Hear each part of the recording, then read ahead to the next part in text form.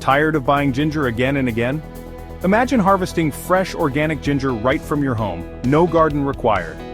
This simple method will show you how to grow endless ginger using just one piece. Stay till the end for expert tips on faster growth and a huge harvest.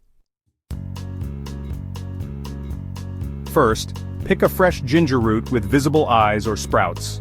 Organic ginger works best since store-bought ones may have growth inhibitors. Soak your ginger overnight to remove chemicals and kickstart growth. Ginger spreads horizontally, so pick a wide, shallow pot.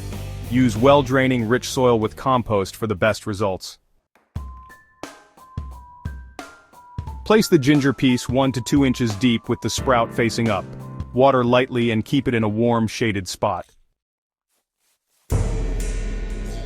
Keep the soil moist but not soggy. Mist the leaves occasionally and fertilize monthly with organic compost. In 8 to 10 months, your ginger is ready.